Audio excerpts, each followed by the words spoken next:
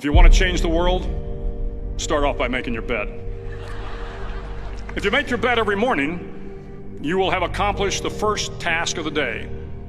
It will give you a small sense of pride, and it will encourage you to do another task, and another, and another. And by the end of the day, that one task completed will have turned into many tasks completed. Making your bed will also reinforce the fact that the little things in life matter. If you can't do the little things right, you'll never be able to do the big things right. And if by chance you have a miserable day, you will come home to a bed that is made, that you made. And a made bed gives you encouragement that tomorrow will be better.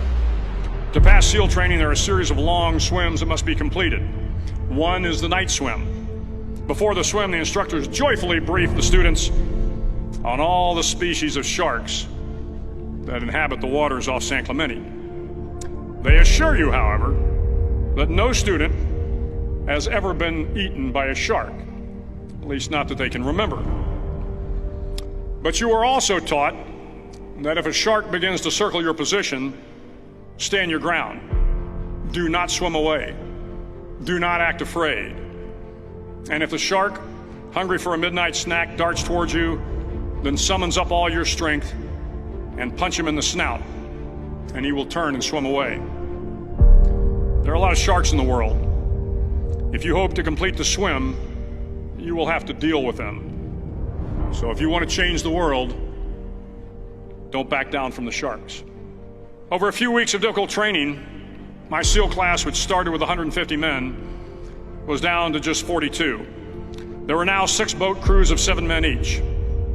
I was in the boat with the tall guys, but the best boat crew we had was made up of the little guys, the Munchkin crew, we called them. No one was over 5'5".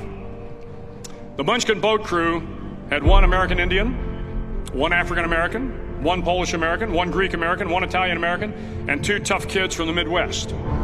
They out-paddled, outran, and outswam all the other boat crews. The big men in the other boat crews would always make good-natured fun of the tiny little flippers the Munchkins put on their tiny little feet prior to every swim. But somehow these little guys from every corner of the nation and the world always had the last laugh, swimming faster than everyone and reaching the shore long before the rest of us. SEAL training was a great equalizer. Nothing mattered but your will to succeed, not your color, not your ethnic background, not your education, not your social status. If you want to change the world, measure a person by the size of their heart, not by the size of their flippers. The 9th week of training is referred to as Hell Week.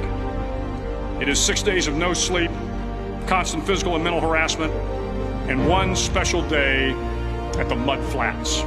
The Mud Flats are an area between San Diego and Tijuana where the water runs off and creates the Tijuana Sloughs, a swampy patch of terrain where the mud will engulf you. It is on Wednesday of Hell Week that you paddle down to the Mud Flats and spend the next 15 hours trying to survive the freezing cold, the howling wind, and the incessant pressure to quit from the instructors. As the sun began to set that Wednesday evening, my training class, having committed some egregious infraction of the rules, was ordered into the mud. The mud consumed each man till there was nothing visible but our heads. The instructors told us we could leave the mud if only 5 men would quit. Only 5 men, just 5 men, and we could get out of the oppressive cold.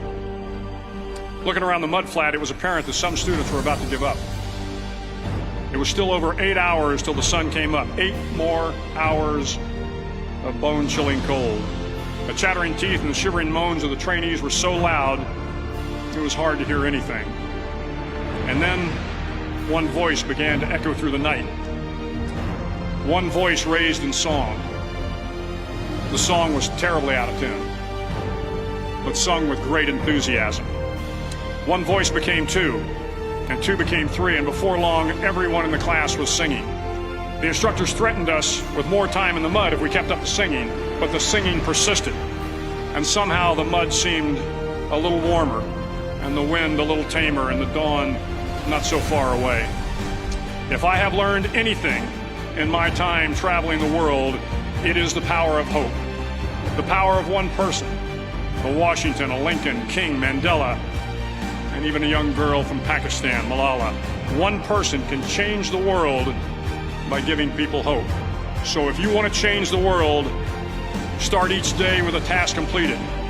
Find someone to help you through life. Respect everyone. Know that life is not fair and that you will fail often. But if you take some risks, step up when the times are the toughest, face down the bullies, lift up the downtrodden, and never ever give up.